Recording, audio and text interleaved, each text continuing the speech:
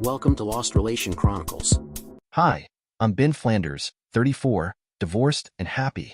My wife left me 4 years ago for what she called a newer and younger version of me. Her exact words were, "He's so much like you were before we got married. You used to bring me flowers, be romantic, and made me feel like the most important person in the world. But after 6 years, you've shown your true colors. I can't even remember the last time you took me to dinner. I'm sorry, but I'm not in love with you anymore. I just want out. I don't want anything from this marriage." He's wealthy and told me to claim nothing. I didn't argue or try to reason with her. My final words were, "Let me know when the divorce papers are ready. I'll sign them. I guess you'll be moving out today, so I'll go out for a while to give you time to pack." And just like that, my marriage ended. It's humiliating when your wife chooses another man over you, and for a while, I felt like less of a man. But I eventually got back into dating, and the positive feedback I got about my performance in bed boosted my ego. Maybe the compliments were just sweet talk from women seeing me as potential husband material, but I didn't mind. It helped me heal. That whole experience turned me into a skeptic about marriage, and I've since lost any desire to marry again. I know in the end I'll probably die in an old age home. Kids don't have much time for aging parents anyway. So, what would I really gain from marriage? Maybe a stable sex life and some companionship? Instead, I started paying college grads for casual sex, keeping my partners perpetually young while I aged. It wasn't a bad deal. Now, I date older women, 35 to 40, for companionship and hire younger women for sex. It's the best of both worlds without any emotional risk. I also got involved in community activities so I could be around children. There were questions in my mind right after the divorce. Where did I go wrong? What did he have that made me expendable as a husband? What made her treat me like dirt? I guess they got answered in some convenient manner inside my head, or got buried. I just know that I do not ask these questions now. There was an upswing to all this. As soon as she left me, I left my job and went into business for my own. I was a realtor. I was damn good at making people find their dream homes, and I did it much better when I did it for myself. Pretty soon serious money started pouring, and with my needs being so few, I kept on reinvesting that into business, and in these last 4 years, I have made 10 times of what I made in the last 6. I had not seen or heard from Kathy since the divorce became final.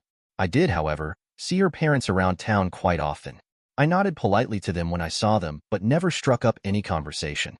Kathy was still living in the same town, but thankfully her new boy toy did not move around in the same circles as I did. It was about 3 years after the divorce became final that I heard from Kathy for the first time. "I want to talk," she said, as I picked up the phone. I could recognize her voice, but still asked, "Who am I talking to?" "It's Kathy. Have you forgotten my voice?"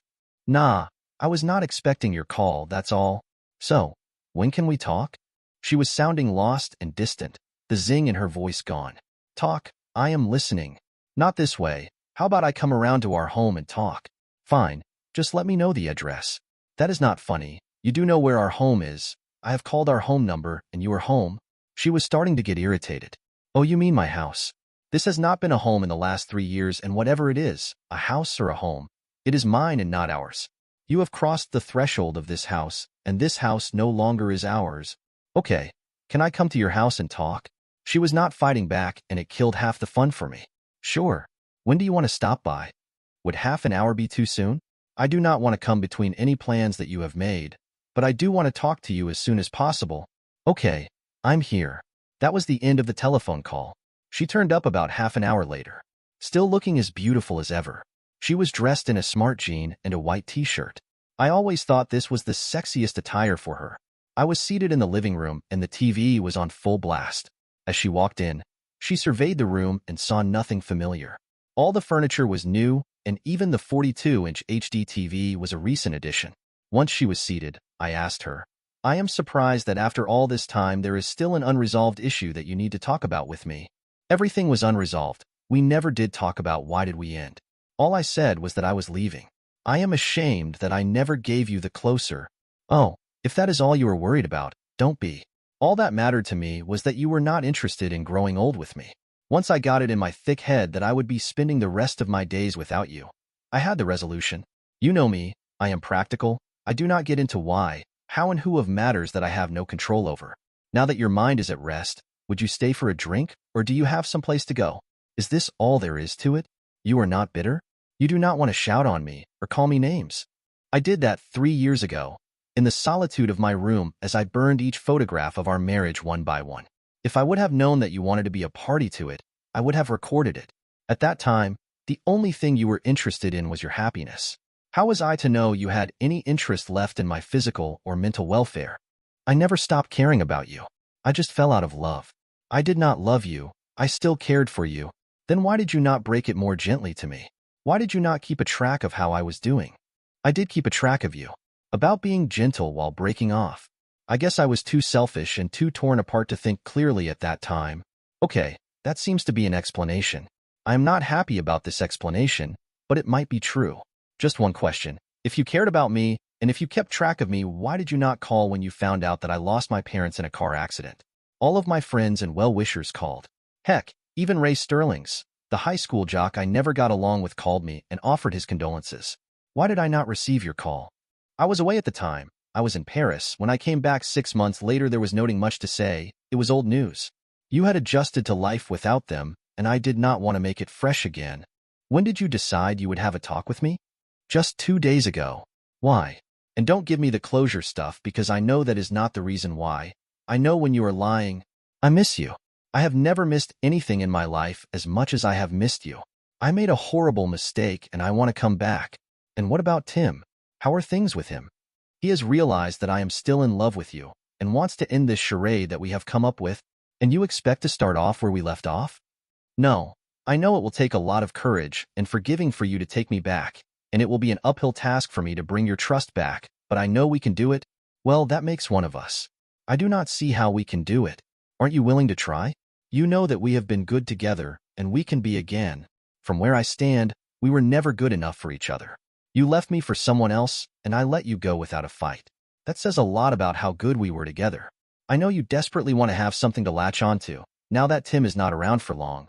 But I am not the one. I am sure another Tim will come by and help you along. How could you think so low of me? I am not trying to latch onto you. I am trying to get my life back. You are my life, and although my actions do not prove anything to substantiate this, it is the whole truth. You may be telling the truth. As far as I remember, you said that you liked him because he was like me before we got married. So, I know you were not searching for someone new. You were searching for the old me. Thank God you understand. Oh, but I do understand, and only too well. I am still not the old me. The old me did not have to pay a heavy mortgage and could afford to take my girlfriend out on a regular basis. That girlfriend was you. The old me did not have to put in longer hours each week to keep up with the requirements of planning for a child that was supposed to be ours. The old me had a membership of a gym and spent good many hours there because he did not have obligations his wife to spend all the spare time he had with her. Come to think of it, I cannot compete with myself as a boyfriend after becoming a husband. I doubt if anyone can. Did Tim change into the married me when you moved in together? Yes, he did turn into the married you. She was being honest for the first time in so many years. I realized that I was a fool chasing after a rainbow. I guess it is the day for honesty, so I will come clean too. I was not without secrets and deceit. I knew all about your affair with Tim much before you told me. Our friends would come by and tell me that you were seen with someone in a motel or hotel, and I would ignore them because I knew you always came back to me. It was humiliating, but I always thought that I was better off with you than without you. When you left me, I was left with no option but to face life all alone, and I am happy to say that I am loving it. People do not laugh at me anymore. I get my fill of sex at the local singles bar. I spend all my money on myself. I do not have to think about 2 car payments anymore. In fact, if I was to take you back right now, I will be financial difficulty. I do not much spare income anymore. I have a business that demands reinvestment all the time. I do not have much spare cash as I buy property after property and renovate them. The sales are not too hot, and I have quite a few cold pieces lying around, but I am sure as economy picks up, they will sell off well. But the economy is not picking up anytime soon, is it? So, my actual income is very low. I lied through my teeth. Can you do with a guy who brings in just enough money to keep the food on the plate? I won't be able to afford your car payments or afford nice dresses and dinners either. In all possibility, you will have to get a job or start living miserly. She spoke her mouth to open, but I cut her off. Here's the thing. Even if you're okay with this arrangement now, you'll want out again in a year or so. So why should I even consider it? I'm not looking for anything long-term. You made the decision for me, and honestly, all I have to say is thank you for making it easier for me. She looked disheartened as I spoke, realizing I wasn't someone she could fool anymore. Dear listeners, please share your thoughts in the comments section below and don't forget to like, share, and subscribe.